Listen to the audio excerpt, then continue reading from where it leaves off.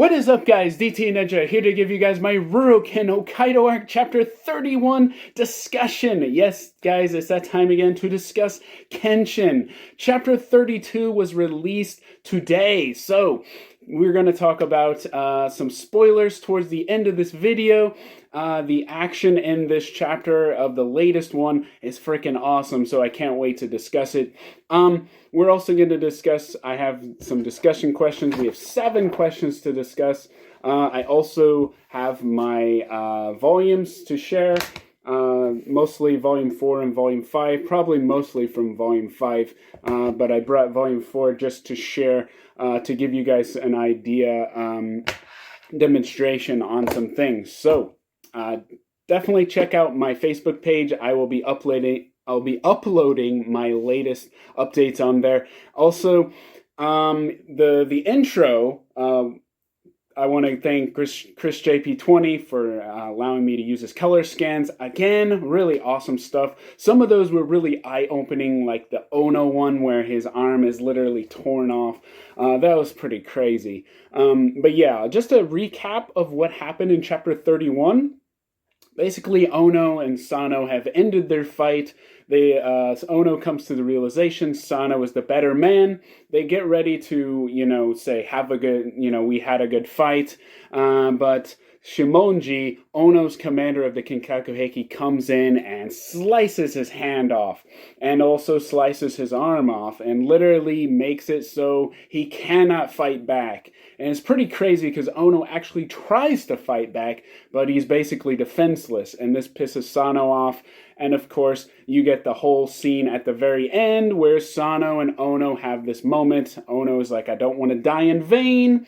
And you get this idea that he's going to reveal something to him. And that's where we're going to get in the discussion questions. And then you have Aran and Kanryu on the other front fighting Honda, another member of Kinkaku Heiki, who has this ability to write in his book, and it literally manipulates the paper and comes out and flies out like knives or shuriken. Literally, his battle type is shuriken. Now, in the latest chapter, chapter 32, the author has shown us some English, which is very interesting.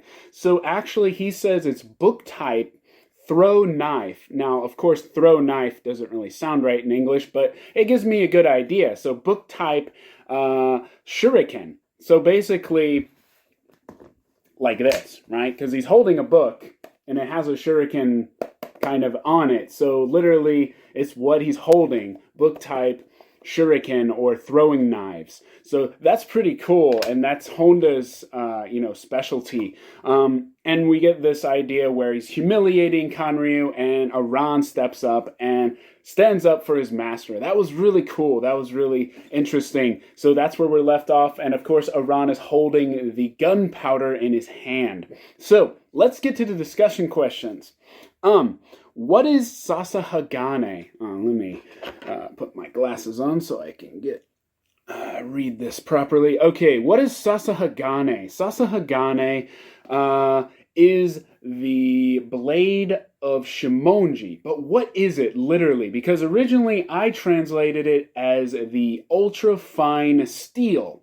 And I also mentioned that Hagane is literally the name of a sword, and what the steel is used to make the swords. So what's interesting about this is the author actually translated, I don't know if it's the author himself or if his wife, because they both, work on this story, but he has some English in the opening page, and the English for it says, it's ultra-fine wire blade. That's what it says, ultra-fine wire blade. So not just steel, but it's wire. It's wire. And I'm going to show you from chapter 25 what I'm talking about. So in chapter 25, he put all these wires throughout the back of, remember, he put it in the back of Gato's house, which is Kanryu's house.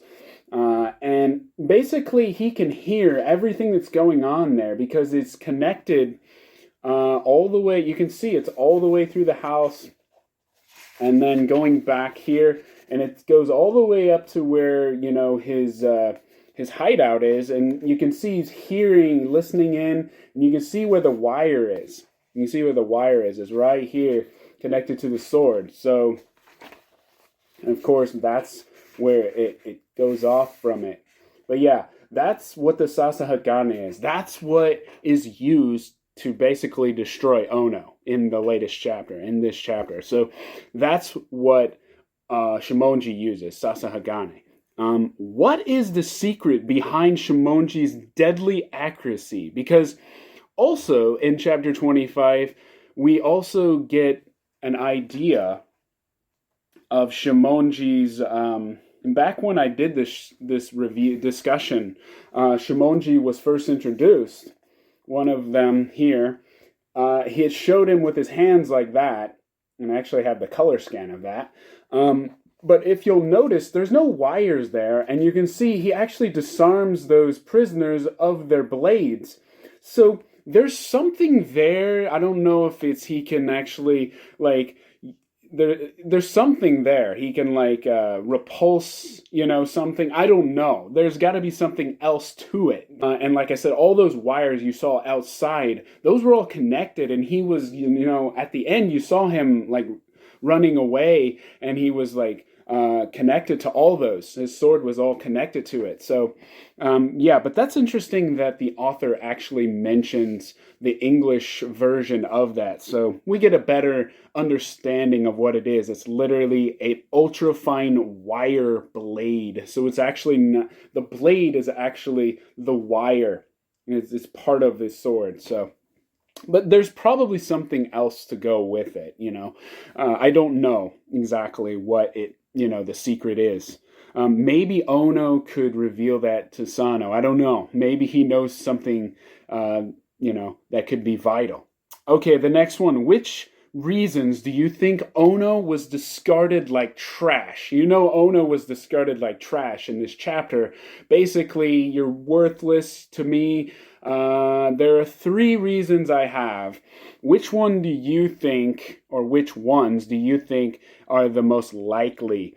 Number 1, revealing intel about the Kinkaku Heki. Remember, he revealed what Sekiriki, the brilliance, is to Susanoo. He thought he was dying, and so he revealed everything about his clan, about how there's 3 people outside the clan. He also revealed about his own technique and his training for it. So he revealed this. I feel like this would be pretty big and almost betraying, the group. That's how I feel. Maybe, and remember those wires that are outside. It's pretty possible that he can still hear things that are going on. We don't know. Maybe there's something else with it. Just because the wires literally aren't attached to his sword anymore doesn't mean he can't hear what's going on. So that's a very interesting thing to think about. Okay, failing to kill Kanryu. I feel this is very key. This was his role. He was supposed to kill Kanryu. He was basically useless to them. Similar to how Ono becomes useless, which is ironic, right? The hunter becomes the hunted. But I feel like failing to do that was one of the reasons, but it's not the main reason. The last one, not able to withstand Sekiriki twice in battle. He mentions this, and he says that old fool, that aged fool, cannot even last 2 activations of Sekiriki, which also reveals that he probably was listening. He probably was listening because he knows that he revealed 2, activations, and also probably he gave away intel. But I'm thinking intel is probably number 1 because he also mentions if he's a POW, he's gonna reveal things to the enemy, and in the end, it looks like he's gonna do that anyway. So it doesn't seem like Shimonji's really thinking clearly because he's dying, but he doesn't realize Ono has respect for Sanosuke in a way where he's going to try to betray his own, people now. So that's very interesting. So I think intel is number 1. The failure for the first one probably is part of it, but it's really the intel. That was probably the main reason. And the other one is just pride. He's just basically laying into him. Okay, number 3. Do you think Ono will reveal secrets about the Kinkaku Heki to Sano? And if so, what will he reveal? Will it be names of commanders? Because we don't know the names of the commanders. We know their titles, but we don't know their names, like their actual names. And also, will it be location, like the location of the Kinkaku Heki, the main base? That's what Saito was looking after, right? He's looking for that. And actually, he has the police actually scouring Hokkaido for it. So that's a huge thing. And we already know that Iran could probably track that down if they actually use him in a way where he utilizes his best skills. But will Ono have this information? That's another thing to think about. Plans. What are the Kinkaku Heki plans? All right, is he going to reveal that? Or vital intelligence, just like things about their techniques, how they learn their techniques, secrets behind them. This opens up so much possibility. Like, think about it. What if he knows what the technique of his commander is, and he knows how dangerous it is, and he tells Sanosuke about it? That would help him in the battle against him later on. That would be awesome. That would be interesting. But what do you guys think? It could be a combination of things. The next one, if Sano asks Ono the reason he is so loyal to the Kinkaku Heki, I feel we're going to get a short backstory before Ono passes on, before he dies, because he doesn't want to, die with any regrets. So I feel he's going to give him some vital information about the Kinkaku Heki, and I also feel he's going to tell him something personal about himself. He was, raised in the Kinkaku Heki. He didn't have any choice. He was basically given this, identity, and he had to go with it. He had to train. He had to fight. This is all he lived for. And that's how I feel that it might reveal about him. That would be very interesting. And it also show a very sad side of what the Kinkaku Heki really is. Because, they're basically soldiers in a way, and they don't have any free will. That's kind of how I see it.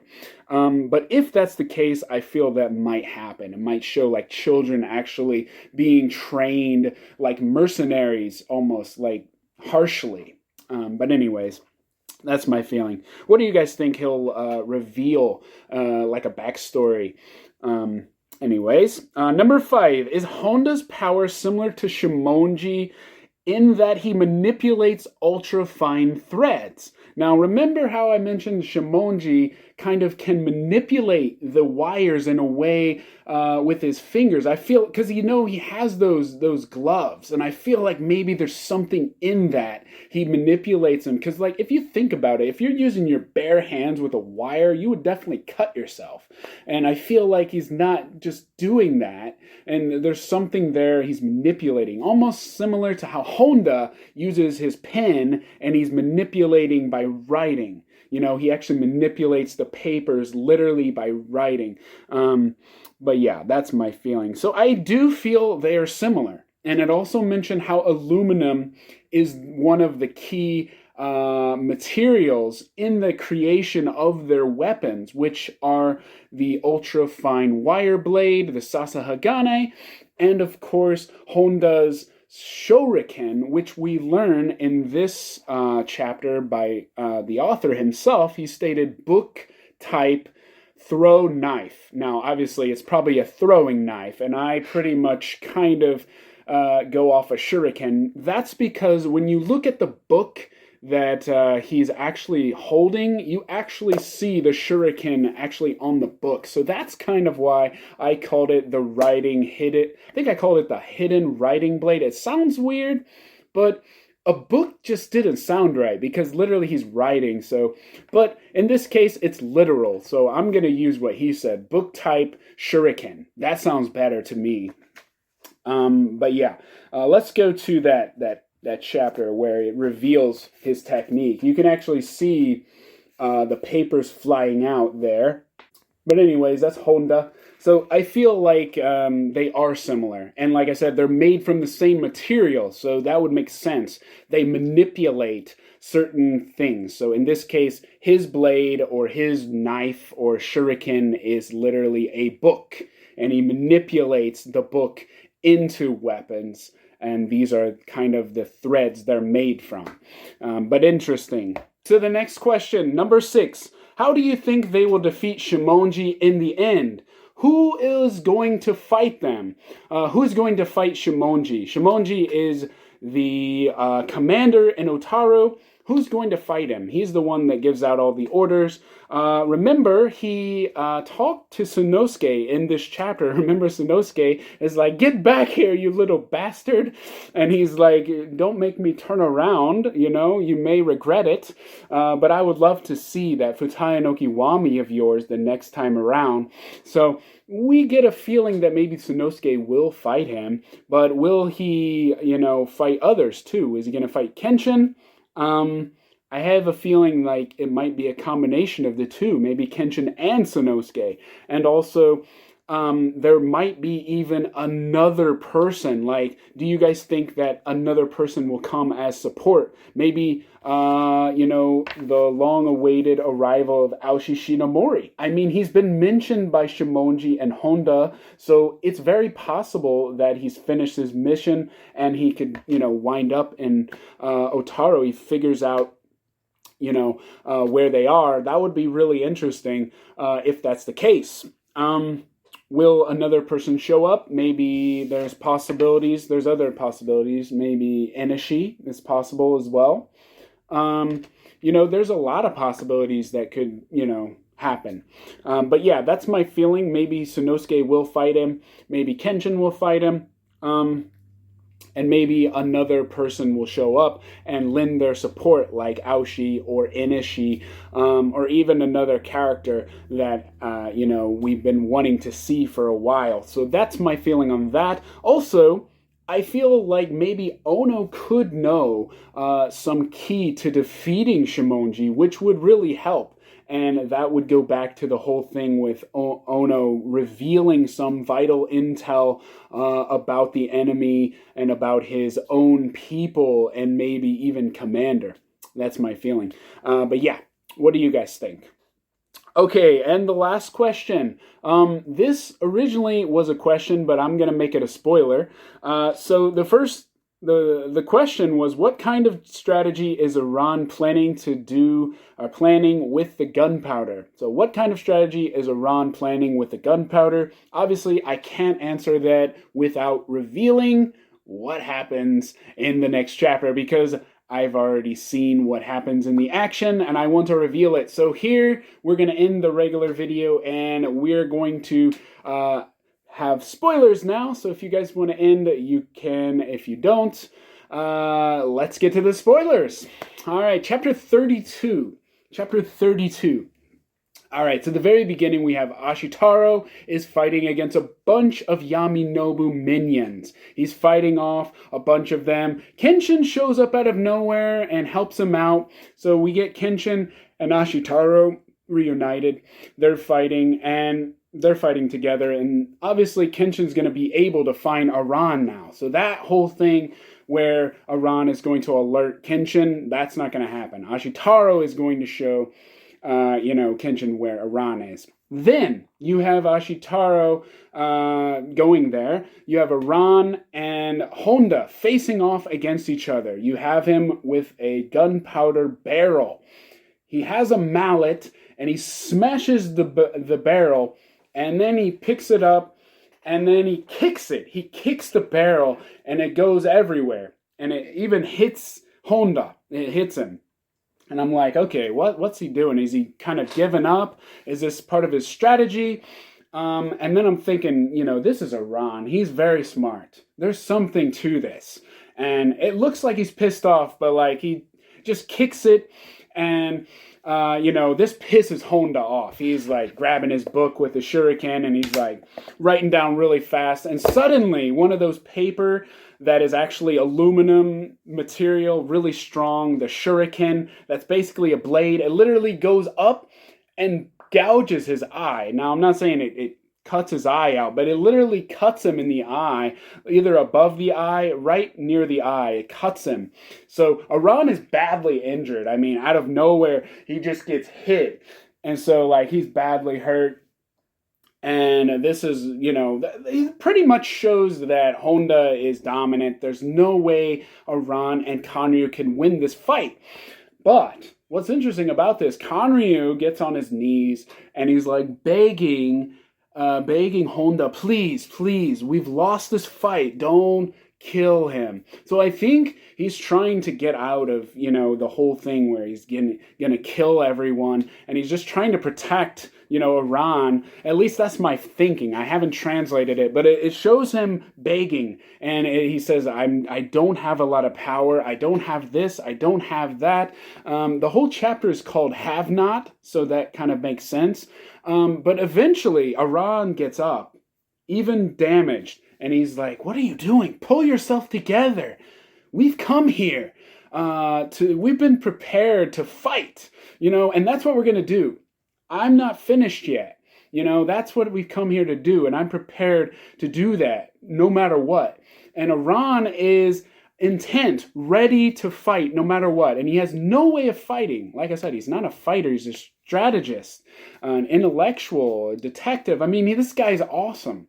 What I'm noticing about Iran is he can be a badass. Like, even without a weapon, he can utilize things in his own favor to make him look stronger, to make him seem, more stronger than he actually is. In this case, he doesn't have a weapon. He did have the gunpowder, but he does have a strong will. And in this chapter, it's awesome because Kenshin comes in and he's about to, help out. Iran says, no, I'm going to handle this. And then Ashitaro's there with his sword and he's ready to fight. He tells Ashitaro, pull the Mugenjin. Unleash the Mugenjin. And what does Ashitaro do?